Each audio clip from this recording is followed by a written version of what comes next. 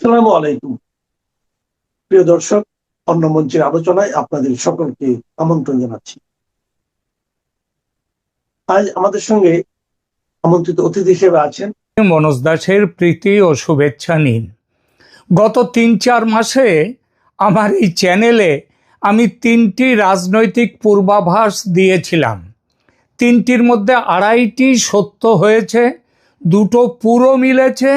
তার প্রথমটি পশ্চিমবঙ্গ বিধানসভার নির্বাচনের আগাম ফল। যখন ভারতের এবং এই রাজ্যের নির্বাচন সমীক্ষা বিশারদরা, যেসব সংবাদ মাধ্যম এবং ভোট বিশেষজ্ঞরা যখন মমতার বিরাট বিজয়ের পূর্বাভাস দিচ্ছিলেন, তখন আমি বলেছিলাম বিজেপি 190+ আসন পাবে, তাই পেয়েছে।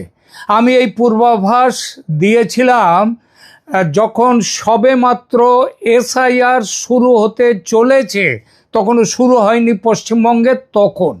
কারণ আমি জানতাম জানতাম যে বিহারের ফল এবং এসআইআরের ফল পশ্চিমবঙ্গে কতটা প্রভাব ফেলতে পারে। আমার দ্বিতীয় পূর্বাভাস ছিল মমতা হেরে গিয়েও পদ ছাড়বেন না, কারণ আমি জানতাম মমতার যা মানসিক গঠন, তাতে ক্ষমতার বাইরে গেলে তিনি মরে যাবেন। এই পরাজয় তিনি মানবেন না, ফলে পদও ছাড়বেন না। এ দুটো আমার মিলে যাওয়া পূর্বাভাস। আর আধখানা মিলেছে সেটা হলো, আমি বলেছিলাম ভোটে হেরে গেলে তার বেঁচে থাকার ইচ্ছাটা চলে যাবে।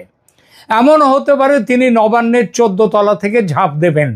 সেটা হয়নি এজন্য যে 4 মে ফল প্রকাশের পর নবান্নে ওঠার সুযোগ আর পাননি তিনি। আর না উঠতে পারলে ঝাঁপ দেবেন কি করে? সুতরাং শুনেছি আমার পূর্বাভাসের খবরটি তখনও পর্যন্ত ভাবী মুখ্যমন্ত্রী যিনি ছিলেন, ভাবী মুখ্যমন্ত্রী শুভেন্দু অধিকারীর কাছে আমার এই পূর্বাভাস পৌঁছে দিয়েছিলেন আমার এক দর্শক। তারপর ঠিক হয় তৃণমূল মন্ত্রীদের প্রবেশ নবান্নে নিষিদ্ধ, কারণ তারা ফাইল চুরি করতে পারেন। প্রাক্তন মুখ্যমন্ত্রীও আর নবান্নমুখো হননি, লাভ দেওয়াও হয়নি তার। এই জন্যেই বলেছি 2.5খানা পূর্বাভাস আমার সত্যি। আর তার জন্যে এবারের এই 2026-এর এই জুলাই মাসে যে আন্দোলনে এখন সারা দেশ উত্তপ্ত, এই আন্দোলনের তীব্রতা দেখে অনেকেই জানতে চাইছেন, দাদা ভারত কি শ্রীলঙ্কা, বাংলাদেশ, নেপালের মতো হয়ে যাবে? মোদী সরকারের পতন কি অনিবার্য? নাকি আন্দোলনের তীব্রতায় ভয় পেয়ে ধর্মেন্দ্র প্রধানকে মন্ত্রিসভা থেকে বিদায় দিয়ে মোদী আপাতত এই যাত্রা বাঁচবেন? আমার বাংলাদেশের বহু বন্ধু এরই মধ্যে দেখতে পাচ্ছেন মোদী সরকার চলে যাচ্ছে, বিজেপির পতন হচ্ছে, কিন্তু যখন তাদের পাল্টে জিজ্ঞেস করছি, আরে বাবা মোদী না হয় চলে যাচ্ছে তোমরা বলছো, তা মোদী গেলে আসছেটা কে, সেটা কিছু ভেবেছ? তখন কোনো উত্তর কেউ দিতে পারছেন না। এই আলোচনায় প্রশ্ন 3টি। 1, ধর্মেন্দ্র প্রধান কি যাচ্ছেন চলে? 2, নরেন্দ্র মোদীর সরকার কি চলে যাচ্ছে? এবং 3, নরেন্দ্র মোদীর সরকার চলে গেলে কোন সরকার আসছে? আসুন এক এক করে 3টি প্রশ্নের উত্তরে যাই। প্রথমেই বলি, ঠিকই অবস্থা খুব খারাপ। ছাত্রদের জমায়েত আর শুধু ছাত্রদের নেই, অবশ্য প্রথম থেকেই এটা ছাত্রদের ছিল না, আমি এটা বিশ্বাস করি। সরকার বিরোধী সমস্ত শক্তিগুলো, তার মধ্যে দেশীয় আছে বিদেশিও আছে, এরা এখন একজোট হয়ে ছাত্রদের পিছনে, একেবারে বাংলাদেশের মতো। হয়তো হিংসা বাংলাদেশের মতো সেভাবে ছড়ায়নি, কিন্তু 24-এর ঢাকা আর 26-এর দিল্লির মধ্যে অনেক জায়গায় মিল দেখা যাচ্ছে, বিশেষত আন্দোলনে। এবং আন্দোলন শুধু দিল্লিতে আবদ্ধ নয়, ক্রমশ ছড়িয়ে পড়েছে রাজ্যে রাজ্যে, বিশেষ করে যেসব রাজ্যে বিজেপির সরকার। ব্যতিক্রম এখনো পর্যন্ত পশ্চিমবঙ্গ, ইউপি এবং অসম, এর সঙ্গে আরও 2-1টা রাজ্য। 3 রাজ্যের এই মুখ্যমন্ত্রী 3 জন, তারা বড় জবরদস্ত।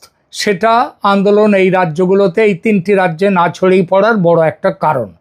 আন্দোলন বন্ধ করার সবচেয়ে বড় শর্ত আন্দোলনকারীরা দিয়েছে, শিক্ষামন্ত্রী ধর্মেন্দ্র প্রধানকে পদ থেকে হটাতে হবে। কিন্তু সরকারের তেবর দেখে স্পষ্ট যে ধর্মেন্দ্র প্রধান যাচ্ছেন না, তিনি থাকছেন, সরকার তাকে হটাবে না।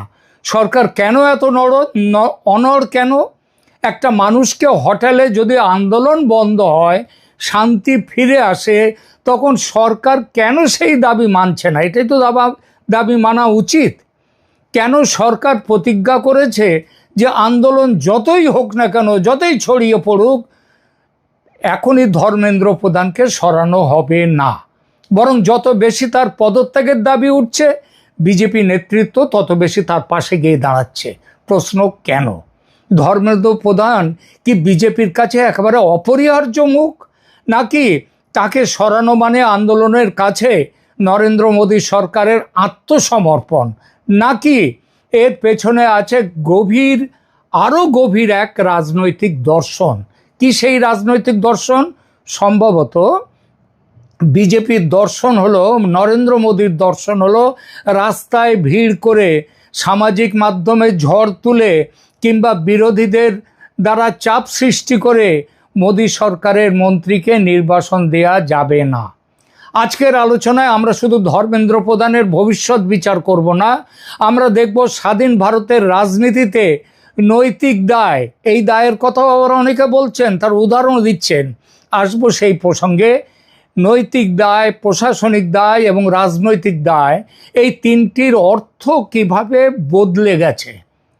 এক সময় রেল দুর্ঘটনার পরে লাল বাহাদুর শাস্ত্রী পদত্যাগ করেছিলেন। 1999 সালে আবার ভয়াবহ গাইসাল রেল দুর্ঘটনার পর রেলমন্ত্রী নীতিশ কুমার তার পদ ছেড়েছিলেন। আবার 2G স্পেকট্রাম বিতর্কে প্রবল রাজনৈতিক চাপে মন্ত্রিত্ব ছাড়তে হয়েছিল ইউপিএ সরকারের টেলিকম মন্ত্রী এ রাজাকে।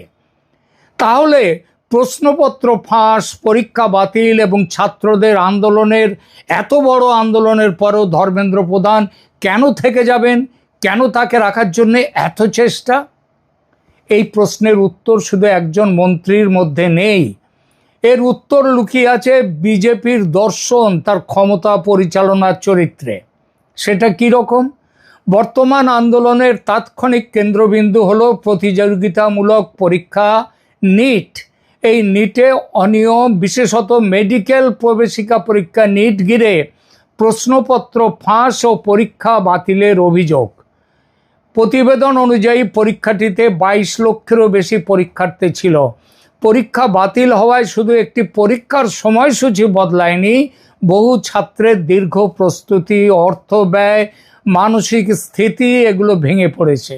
এই ক্ষোভের সঙ্গে আরও কয়েকটি পুরনো ক্ষোভ যুক্ত হয়েছে, যেমন চাকরির পরীক্ষা বারবার পিছিয়ে যাওয়া, বিভিন্ন রাজ্যে প্রশ্নপত্র ফাঁস। মনে রাখবেন, এই ফাঁসের মধ্যে আবার বিজেপির রাজ্যগুলো ছাড়াও কিন্তু অন্যদের রাজ্যও রয়েছে যারা এই আন্দোলনের পেছনে। এরপরে কোচিং ক্লাস নির্ভর শিক্ষা ব্যবস্থা, পরীক্ষা পরিচালনাকারী প্রতিষ্ঠানের বিশ্বাসযোগ্যতা এবং শিক্ষিত যুবকদের কর্মসংস্থানের সংকট, সবগুলো একসাথে মিলে আছে। ফলে এটি আর শুধু একটি পরীক্ষা নিয়ে প্রতিবাদ নেই, এটি হয়ে উঠেছে শিক্ষা ব্যবস্থা, নিয়োগ ব্যবস্থা এবং রাজনৈতিক প্রতিষ্ঠানের বিরুদ্ধে এক বৃহত্তর যুব অসন্তোষ। আন্দোলনের সঙ্গে যুক্ত হয়েছে তথাকথিত ককরোচ আন্দোলন বা ককরোচ জনতা পার্টি। আন্দোলনকারী ককরোচরা তাদের নিজেদের নাম দিয়েছে ককরোচ। অবমাননাকর অভিধা নিজেদের রাজনৈতিক পরিচয়ে পরিণত করেছেন। এর মধ্যে রয়েছে একটা তীব্র শ্লেষ বা ব্যঙ্গ। এই আন্দোলনের সমর্থনে সোনাম ওয়াংচুক অনশনে নেমেছেন এবং তার হাসপাতালে নিয়ে যাওয়াকে কেন্দ্র করে, যদিও সেটা আবার হাইকোর্টের অর্ডারই হয়েছে, তাহলে নতুন বিতর্ক তৈরি হয়েছে। তো বিতর্ক তৈরি তো হবেই, একটা আন্দোলনে তো বিতর্ক তৈরি হবেই। এবং বিভিন্ন শহরে বিক্ষোভ এবং আটক হওয়ার খবরও এসেছে। রাহুল গান্ধী, তার দল কংগ্রেস, আম আদমি পার্টি, সমাজবাদী পার্টি, এমনকি তামিলনাড়ুর যে স্ট্যালিনের পার্টি ডিএমকে, মোটামুটি সমস্ত বিরোধী দলগুলো তারাও করেছে কি রাস্তায় নেমে গেছে এবং ধর্মেন্দ্র প্রধানকে বরখাস্ত করার দাবি তুলেছেন। প্রধানমন্ত্রীর বাসভবন অবরোধ হয়েছে কংগ্রেসের নেতৃত্বে। অর্থাৎ বর্তমান আন্দোলনে বাস্তব ছাত্র অসন্তোষ আছে, আবার বিরোধী দলগুলোর রাজনৈতিক সুযোগ সন্ধানও আছে। আন্তর্জাতিক শক্তি বা ডিপ স্টেটের জড়িত থাকার সম্ভাবনাও আছে। বিজেপি জানে আন্দোলনকে পুরোপুরি বিরোধীদের ষড়যন্ত্র বলে উড়িয়ে দিলে মানুষের ক্ষোভ আরও বাড়বে। আবার আন্দোলনের দাবি মেনে শিক্ষামন্ত্রীকে সরিয়ে দিলে বিরোধীরা বলবে সরকার পরাজিত হয়েছে। আর এই দ্বন্দ্বের মধ্যেই ধর্মেন্দ্র প্রধানের ভবিষ্যৎ নির্ধারিত হবে। মন্ত্রীর পদত্যাগ এটা আইনি বাধ্যবাধকতা না রাজনৈতিক রীতি? ভারতে কোনো প্রশ্নপত্র ফাঁস হলে শিক্ষামন্ত্রীকে অবশ্যই পদত্যাগ করতে হবে, সংবিধানে এমন কোনো বিধান নেই। এবং প্রশ্নপত্র ফাঁস যে শুধু ভারতে হয় তা নয়, ইউরোপ আমেরিকার মতো দেশের বড় বড় প্রশ্নপত্র সেখানেও ফাঁস হয়েছে, কিন্তু সেখানে শিক্ষামন্ত্রী কিংবা পদত্যাগের কোনো নিয়ম নেই। এমনকি যেসব সংস্থার প্রশ্নপত্র ফাঁস হয়েছে তাদের প্রধান পদে যারা বসে আছেন তারাও পদত্যাগ করেননি। তাদের ওখানে মূল প্রশ্ন পদত্যাগ কেন, প্রশ্নপত্র ফাঁস হলো সেগুলো দেখা, সেই জায়গাগুলো ধরা, যারা ফাঁস করেছে তাদেরকে আইনের মুখে নিয়ে আসা। পদত্যাগ করলে কোনো কিছু হয় না, এটা তাদের নিয়ম। কিন্তু ভারতের আবার অন্যরকম। মন্ত্রী পদে থাকবেন কি থাকবেন না একটা কেলেঙ্কারির পর সেটা একটা বড় জিনিস, কিন্তু সেটা শেষ পর্যন্ত হয়ে যায় প্রধানমন্ত্রীর রাজনৈতিক সিদ্ধান্ত। সংসদীয় গণতন্ত্রে মন্ত্রিসভা যৌথভাবে লোকসভার কাছে দায়বদ্ধ, কিন্তু নির্দিষ্ট কোনো বিভাগের প্রশাসনিক ব্যর্থতার জন্য সংশ্লিষ্ট মন্ত্রী নৈতিক দায় নেবেন কি না সেটি মূলত একটি সাংবিধানিক রীতির প্রশ্ন। আইন তাকে বাধ্য করে না, আবার রাজনৈতিক সংস্কৃতি তাকে বাধ্য করতে পারে, জনমত তাকে বাধ্য করতে পারে, প্রধানমন্ত্রী তাকে বাধ্য করতে পারেন। আমাদের ভারতে এর সব কটার উদাহরণ আছে। কিন্তু বর্তমান ভারতীয় রাজনীতিতে নৈতিক দায় আর স্বয়ংক্রিয়ভাবে পদত্যাগে পরিণত হওয়ার রাজনীতিটা নেই। সরকার বলতে পারে প্রশ্নপত্র ফাঁস করেছে অপরাধ চক্র, তদন্ত করবে পুলিশ অথবা কেন্দ্রীয় তদন্তকারী সংস্থা, দোষীদের শাস্তি হবে, পরীক্ষা পরিচালনার ব্যবস্থার সংস্কার করা হবে। কিন্তু মন্ত্রী নিজে তো আর প্রশ্নপত্র ফাঁস করেননি, অতএব তাকে সরানোর দাবিটা রাজনৈতিক, আইনি নয়। এই যুক্তি সম্পূর্ণ অযৌক্তিক নয়, যথেষ্ট যুক্তি আছে। কিন্তু পাল্টা প্রশ্নও আছে, কোনো মন্ত্রীর দায় কি শুধু ব্যক্তিগত অপরাধে সীমাবদ্ধ? তার অধীনস্থ ব্যবস্থায় বারবার বিপর্যয় ঘটলেও কি তিনি বলতে পারেন আমি নিজে তো প্রশ্নপত্র ফাঁস করিনি? মন্ত্রী যদি শুধু সাফল্যের কৃতিত্ব নেন কিন্তু ব্যর্থতার দায় না নেন, সেটা না নিয়ে অধস্তন কর্মীদের ওপর চাপিয়ে দেন, তাহলে সংসদীয় জবাবদিহি শব্দটার অর্থ কি? আর এই বিতর্কটাই আজকের আলোচনার মূল কেন্দ্রে আছে। চলুন ফিরে যাই 1956 সালে। লাল বাহাদুর শাস্ত্রী তখন ভারতের রেলমন্ত্রী। প্রথমে মেহবুবনগরে ভয়াবহ রেল দুর্ঘটনা ঘটল। শাস্ত্রী পদত্যাগের প্রস্তাব দিলেন, প্রধানমন্ত্রী জওহরলাল তা গ্রহণ করলেন না। কয়েক মাস পরে তামিলনাড়ুতে আরও একটি ভয়াবহ রেল দুর্ঘটনা ঘটল, শতাধিক মানুষের মৃত্যু হলো। শাস্ত্রী আবার পদত্যাগ করলেন। এবার কিন্তু নেহেরু তার পদত্যাগপত্র গ্রহণ করলেন। শাস্ত্রী ট্রেন চালাচ্ছিলেন না, তিনি সিগন্যাল দেখেননি, পরিচালনা করেননি, রেল লাইনের রক্ষণাবেক্ষণও তিনি ব্যক্তিগতভাবে করেননি। তবু তিনি কি বলেছিলেন দপ্তরের সর্বোচ্চ রাজনৈতিক দায়িত্ব তার পদত্যাগ গৃহীত হয়। পরবর্তী সময়ে এই ঘটনাটি ভারতের সংসদীয় ইতিহাসে নৈতিক দায় গ্রহণের অন্যতম গুরুত্বপূর্ণ উদাহরণ হয়ে ওঠে। তবে এখানেও একটি সতর্কতা প্রয়োজন। শাস্ত্রীর যুগকে অতিরিক্ত রোম্যান্টিক করে দেখা উচিত নয়।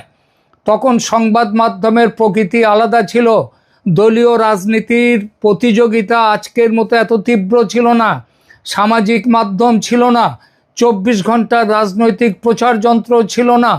তাই শাস্ত্রীর পদত্যাগকে তার ব্যক্তিগত নৈতিকতার নিদর্শন বলা যায়, কিন্তু সেটিকে এমন বাধ্যতামূলক নিয়মও বলা যায় না যে প্রতিটি দুর্ঘটনা বা প্রশাসনিক ব্যর্থতার পর মন্ত্রীকে সরে যেতে হবে।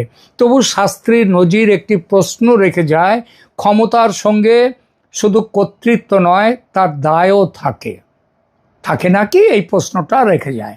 আজকের সরকার হয়তো বলবে শাস্ত্রীর পদত্যাগ তো দুর্ঘটনা বন্ধ করতে পারেনি, তারপরেও দুর্ঘটনা ঘটেছে। নীতিশ কুমারের কথায় আসি। 1999 সালে উত্তরবঙ্গের গাইসালে দুটি ট্রেনের মুখোমুখি সংঘর্ষে ভয়াবহ প্রাণহানি ঘটে। নীতিশ কুমার তখন অটল বিহারী বাজপেয়ী সরকারের রেলমন্ত্রী। তিনি নৈতিক দায় স্বীকার করে পদত্যাগ করেন। এখানেও তিনি দুর্ঘটনার প্রত্যক্ষ কারিগর ছিলেন না, কিন্তু রাজনৈতিকভাবে বলেছিলেন রেল মন্ত্রক আমার অধীন, দায় আমার।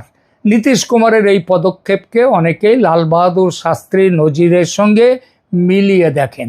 কিন্তু একটি কথা মনে রাখতে হবে, নীতিশ কুমার তখন বিজেপির সদস্য ছিলেন না, তিনি এনডিএ জোটের শরিক সমতা পার্টির নেতা ছিলেন। জোট রাজনীতিতে একজন শরিক দলের নেতা পদত্যাগ করলে প্রধানমন্ত্রীর ব্যক্তিগত কর্তৃত্ব ততটা প্রশ্নের মুখে পড়ে না, যতটা নিজের দলের কোনো গুরুত্বপূর্ণ মন্ত্রীকে আন্দোলনের চাপে সরালে তাকে পড়তে হয়।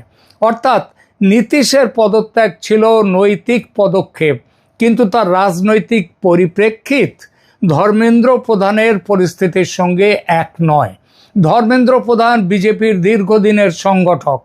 তিনি শুধুই একটি মন্ত্রকের প্রশাসনিক প্রধান নন, তিনি দলের রাজনৈতিক সম্পদ। এই পার্থক্যটা অত্যন্ত গুরুত্বপূর্ণ।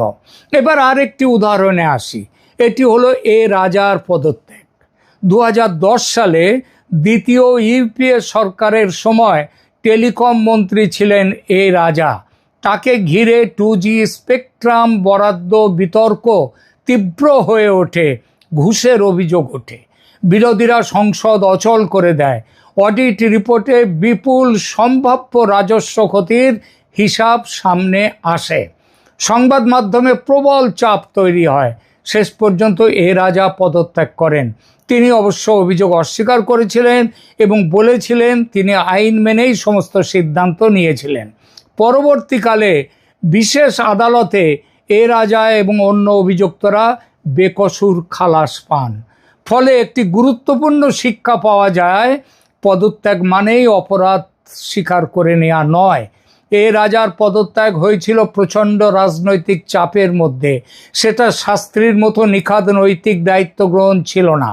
ইউপিএ সরকার বুঝেছিল এ রাজাকে রেখে দিলে সংসদ চালানো এবং সরকারের ভাবমূর্তি রক্ষা করা কঠিন হবে। এটা মনমোহন সিং সরকারের দুর্বলতা ছিল। আর এখানেই মোদী সরকারের সঙ্গে মনমোহন সরকারের মূল পার্থক্য। ইউপিএ বিরোধী চাপ, জোট সঙ্গীর চাপ এবং সংবাদপত্রের চাপ সামলে আপোষ করেছে। আর মোদী সরকারের রাজনৈতিক সংস্কৃতি আপোষ নয়, নিয়ন্ত্রণকে গুরুত্ব দেয়া। ইউপিএ ভাবত একজন মন্ত্রীকে সরিয়ে সরকারকে বাঁচানো যাবে, আর মোদী সরকার ভাবে একজন মন্ত্রীকে চাপের মুখে সরিয়ে দিলে সরকারের কর্তৃত্ব দুর্বল হয়ে যায়। এই দুই দৃষ্টিভঙ্গির পার্থক্য না বুঝলে ধর্মেন্দ্র প্রধানের প্রশ্নটি বোঝা যাবে না। নরেন্দ্র মোদীর নেতৃত্বাধীন বিজেপির একটি সুস্পষ্ট রাজনৈতিক বৈশিষ্ট্য রয়েছে। সরকারকে এমনভাবে উপস্থাপন করে নরেন্দ্র মোদীর সরকার যেন সিদ্ধান্তের কেন্দ্র একটাই এবং অভিন্ন। মন্ত্রীদের পৃথক রাজনৈতিক অস্তিত্ব এখানে খুব সীমিত। ওই জন্যই বলে না বারবার, বিজেপি সরকারের থেকে বড় প্রশ্ন, বড় নাম এই সরকারের হচ্ছে মোদী সরকার। সরকারের সাফল্য নরেন্দ্র মোদীর সাফল্য। আবার কোনো মন্ত্রীর প্রকাশ্য বরখাস্ত প্রধানমন্ত্রীর বরখাস্ত হওয়ার মতো, প্রধানমন্ত্রীর সিদ্ধান্তের ব্যর্থতা। ধর্মেন্দ্র প্রধানকে কে শিক্ষামন্ত্রী করেছেন? প্রধানমন্ত্রী। তাকে মন্ত্রিসভায় রেখেছেন কে? প্রধানমন্ত্রী। এখন আন্দোলনের চাপে তাকে সরানো হলে বিরোধীরা শুধু ধর্মেন্দ্র প্রধানের পরাজয় হয়েছে বলবে না, তারা বলবে নরেন্দ্র মোদী ছাত্রদের চাপের কাছে মাথা নত করেছেন এবং নরেন্দ্র মোদীর ওই 56 ইঞ্চি বুকের ছাতি তখন সংকুচিত হয়ে যাবে। বিজেপি এই দৃশ্য তৈরি করতে চাইবে না। বিজেপির রাজনৈতিক ভাষায় সরকারকে দৃঢ় সিদ্ধান্ত নিতে সক্ষম এবং চাপ প্রতিরোধী সরকার হিসেবে দেখানো হয়। অর্থাৎ এই সরকার 56 ইঞ্চি বুকের পাটার সরকার। কৃষক আন্দোলন হোক, নাগরিকত্ব আইন বিরোধী প্রতিবাদ হোক কিংবা অন্যান্য গণ আন্দোলন, সরকার সাধারণত তাৎক্ষণিক ব্যক্তিগত বলির পাঁঠা তৈরি করে সরকার বাঁচাতে চায়নি। কোনো নীতি বদলাতে হলেও সরকার নিজের সময় এবং নিজের ভাষায় তা করে।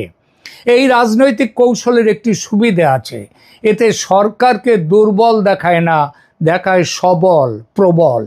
এবার বলি ধর্মেন্দ্র প্রধান কেন গুরুত্বপূর্ণ। ধর্মেন্দ্র প্রধানকে শুধুই শিক্ষা মন্ত্রকের একটি মুখ হিসেবে দেখলে ভুল হবে। তিনি ওড়িশা থেকে উঠে আসা বিজেপির একজন অভিজ্ঞ নেতা, দীর্ঘদিন কেন্দ্রীয় মন্ত্রিসভায় রয়েছেন, পেট্রোলিয়াম ও প্রাকৃতিক গ্যাস, দক্ষতা উন্নয়ন এবং শিক্ষার মতো গুরুত্বপূর্ণ দায়িত্ব সামলেছেন। বিভিন্ন রাজ্যে নির্বাচনী ও সাংগঠনিক দায়িত্ব পালন করেছেন অত্যন্ত সক্ষমতার সঙ্গে। দলের কেন্দ্রীয় নেতৃত্বের কাছে তার মূল্য শুধু তার মন্ত্রকের কাজ দিয়ে বিচার করা নয়। তিনি এমন একজন নেতা যাকে প্রয়োজনে নির্বাচনী ব্যবস্থাপনা, দলীয় সমন্বয় এবং গুরুত্বপূর্ণ রাজনৈতিক দায়িত্ব দেয়া যায়। আরও একটি অঙ্ক আছে, ওড়িশায় বিজেপির রাজনৈতিক উত্থান দলের কাছে গুরুত্বপূর্ণ। সে রাজ্যের একজন বড় জাতীয় নেতাকে আন্দোলনের চাপে সরিয়ে দেয়া হলে রাজ্যের রাজনৈতিক সমীকরণেও খারাপ বার্তা যেতে পারে। তবে এর অর্থ এই নয় যে তিনি চিরস্থায়ীভাবে নিরাপদ। মোদি মন্ত্রিসভায় কাউকেই অপরিহার্য বলা যায় না, কিন্তু তাকে কখন সরানো হবে এবং কিভাবে সরানো হবে সেটা বিজেপি নিজের সিদ্ধান্ত হিসেবে দেখাতে চাইবে। আন্দোলনের স্লোগানের প্রত্যক্ষ ফল হিসেবে সেসব ব্যবস্থা বিজেপি নেবে না।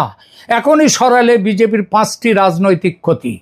প্রথম ক্ষতি, আন্দোলনের বিজয় স্বীকার ধর্মেন্দ্র প্রধান এখন পদত্যাগ করলে আন্দোলনকারীরা বলবেন সরকার আমাদের দাবি মেনেছে। এটি আন্দোলনকে আরও শক্তি দেবে এবং অন্য বিষয়ে আন্দোলন করছে যারা তাদেরকেও দেখাবে, তাদের কাছে এই বার্তা দেবে যে যথেষ্ট চাপ তৈরি করতে পারলে কেন্দ্রীয় মন্ত্রীকে সরানো সম্ভব, বিজেপির মাথা নোয়ানো সম্ভব। এমন নজির বিজেপি তৈরি করতে চাইবে না। দ্বিতীয় ক্ষতি, রাহুল গান্ধীর হাতে রাজনৈতিক অস্ত্র তুলে দেয়া। রাহুল গান্ধী প্রকাশ্যে ধর্মেন্দ্র প্রধানের বরখাস্ত দাবি করেছেন। এখন তাকে সরালে কংগ্রেস বলবে সরকার বিরোধী নেতার বক্তব্যের সত্যতা এই সরকার মেনে নিয়েছে। বিজেপি রাহুল গান্ধীকে এমন সহজ রাজনৈতিক জয় দেবে না। তৃতীয় ক্ষতি, আন্দোলনের এই পর্যায়ে মন্ত্রীকে সরালে নতুন প্রশ্ন উঠবে, তাকে এতদিন রাখা হয়েছিল কেন? কেন এত হাঙ্গামা করবার সুযোগ দেয়া হলো? সরকার কি আগে সমস্যার গুরুত্ব বুঝতে পারেনি? অর্থাৎ বরখাস্ত এই সমস্যার সমাধান করলেও নতুন রাজনৈতিক সমস্যা এবং প্রশ্ন তৈরি করবে। চতুর্থত, প্রশ্নপত্র ফাঁস একটা বৃহত্তর অপরাধ চক্র, প্রশাসনিক গাফিলতি এবং প্রযুক্তিগত দুর্বলতার ফল। শুধু শিক্ষামন্ত্রীকে সরিয়ে দিলে সরকার বলতে পারে সমস্যার মূল চিকিৎসার বদলে একটা মুখ বদলানো হচ্ছে কেবল। তাই সরকার তদন্ত করবে, বলেছে ফাস্ট ট্র্যাক কোর্টে বিচার করবে, পরীক্ষা সংস্কার করবে, নিট পরীক্ষার ডিজিটাল পরীক্ষার ব্যবস্থা করবে, কঠোর আইনের পথে যেতে চাইবে। মনে রাখবেন, কেন্দ্র 2024 সালে public examination prevention of unfair means act কার্যকর করেছিল, যার উদ্দেশ্য ছিল সরকারি পরীক্ষায় সংগঠিত অনিয়ম ঠেকানো। কিন্তু আইন থাকলেই প্রয়োগ সবসময় সফল হয় না, এখানেও হয়নি। ফলে সামগ্রিকভাবে অন্য মন্ত্রীরা যথা আইনমন্ত্রী বা স্বরাষ্ট্রমন্ত্রীর মাথা নেয়ার দাবিও উঠবে। বলা হবে কেন এইটা সাফল্যমণ্ডিত হয়নি এই আইন। পঞ্চম ক্ষতি, বিজেপির মন্ত্রীরা যদি মনে করেন সামাজিক মাধ্যমের চাপ বা রাস্তার আন্দোলনে তাদের পদ চলে যেতে পারে, তাহলে প্রশাসনিক সিদ্ধান্ত গ্রহণেও সতর্কতা এবং ভীতি বাড়তে পারে। মোদী নেতৃত্ব সাধারণত মন্ত্রীদের এই বার্তাই দিতে চায়, আপনি নেতৃত্বের আস্থা হারালেই চলে যাবেন, বিরোধীদের দাবিতে আপনাকে সরানো হবে না। মন্ত্রীদের দেয়া এই ভরসাটা মন্ত্রীদের কাছে এটা সরকারের একটা বড় শক্তি। মন্ত্রীরা মনে করেন সরকার আমাদের পাশে। সুতরাং ধর্মেন্দ্র প্রধানকে সরানো হবে না, তাকে তাড়ানো হবে না, তাড়াবে না বিজেপি। তাই আন্দোলন যতই তীব্র হোক না কেন সরকার আন্দোলনের মোকাবিলা করবে, কিন্তু সেটা করবে নমনীয়তার সঙ্গে। পুলিশ গুলি চালাবে না। আন্দোলনকারীদের দিক থেকে অনেক প্ররোচনা আসবে। অনেক পুলিশ আহত হয়েছে। আন্দোলনকারীরা বিভিন্ন তাদের নানা ভিডিও ছড়িয়ে এসেছে, বাজারে ছড়িয়ে এসছে, যে সেখানে তারা ছুরি ছোরা ইত্যাদি লাঠি নানা রকম অস্ত্র নিয়ে আসছে। তাহলেও পুলিশ সংযম থেকেছে। পুলিশ প্ররোচনায় পা দেয়নি, দেবে না। আর সেনা নামিয়ে আন্দোলনকারীদের হাতে অস্ত্রও তুলে দেবে না কেউ। নরেন্দ্র মোদীর ভবিতব্য তাই শেখ হাসিনার পথে যাবে না। আর এটাই আমাদের আজকের দ্বিতীয় প্রশ্ন, এই আন্দোলন কি বিজেপি মন্ত্রিসভার পতন ঘটাতে পারে? আমার উত্তর না, কখনোই না। কারণ ভারত ওই বাংলাদেশ, নেপাল, শ্রীলঙ্কা, পাকিস্তানের মতো ছোট্ট দেশ নয়। এখানে একটা শক্ত সাংবিধানিক ব্যবস্থা চালু আছে। এখানে সেনাবাহিনী ব্যারাকে থাকে। ওয়াকার উজ্জামানের মতো রাজনীতিতে মাথা গলায় না। দেশের রাজনীতিতে ভারতের সেনার কোনো ভূমিকা নেই। সেনা কখনো ভারতে কোনো অভ্যুত্থান ঘটাতে পারেনি, পারে না, পারবে না, এবং তাদের সেই ইচ্ছা এবং সুযোগও নেই। সুতরাং বিজেপির সরকার থাকছে এবং থাকবে। কারো ক্ষমতা নেই এই সরকারকে হটানোর। তাই যত খুশি ওই মেটিকুলাস ডিজাইনের মতো ষড়যন্ত্র হোক না কেন, এই সরকার চলে যেতে পারে একমাত্র তখনই যদি পার্লামেন্টে সংখ্যাগরিষ্ঠতা হারায়। সেই সম্ভাবনাও এখন সুদূর পরাহত। আর পার্লামেন্টে না হারাতে পারলে বিজেপির সরকার থাকবে সেই 2029 পর্যন্ত। এবং 2029-এর ভোটে যদি হারে তাহলেই বিজেপি চলে যাবে, সরকার আসবে না। কোনো রাস্তার আন্দোলন তা সে যত তীব্র হোক না কেন, যদি কয়েকশো বা কয়েক হাজার মানুষের মৃত্যু হয়, তাহলেও ভারতে কোনো ওয়াকার উজ্জামান জন্ম নেবে না, যে তার প্রধানমন্ত্রীকে মেরে ফেলার বা তাড়াবার ষড়যন্ত্রে লিপ্ত হবে। আমার বাংলাদেশের বন্ধুরা যারা খুব খুশি হচ্ছেন এই আন্দোলন দেখে এবং এই আন্দোলনে মোদী সরকারের পতনের ছবি দেখতে পাচ্ছেন, তাদের বলি মনে রাখবেন, ভারত আর বাংলাদেশে রাজনৈতিক সংস্কৃতির আসমান জমিন ফারাক। এবার তৃতীয় প্রশ্নের আলোচনায়, মোদী সরকারের পতন হয়েছে, যদি তর্কের খাতিরে মেনেও নিই এই কথা, তাহলে ক্ষমতার দখল কে নেবে? ভারতের সংবিধানে কেন্দ্রে রাষ্ট্রপতির শাসনের কোনো বিধান নেই, অন্তর্বর্তী সরকারের কোনো বিধান নেই, এখানে উচ্চাকাঙ্ক্ষী কোনো সেনাপ্রধান নেই, এখানে মোহাম্মদ ইউনূসের লেভেলের কোনো মার্কিন দালাল নেই। সুতরাং মোদিকে গায়ের জোরে হটিয়ে অন্য কোনো স্টপ গ্যাপ অন্তর্বর্তী মন্ত্রিসভা এখানে আসতে পারে না। এখানে বিজেপি মন্ত্রিসভা থাকবে পরের ভোট পর্যন্ত, এবং সেই ভোটে বিজেপি দেখবেন আরও বড় সংখ্যাগরিষ্ঠতা নিয়ে ক্ষমতায় ফিরবে। কে হবেন প্রধানমন্ত্রী সেদিন, মোদি না যোগী না অমিত শাহ, সেটা আমি ঠিক করব না। এই প্রসঙ্গে নাম উঠে আসছে হেমন্ত বিশ্ব শর্মারও, আমার তা মনে হয় না।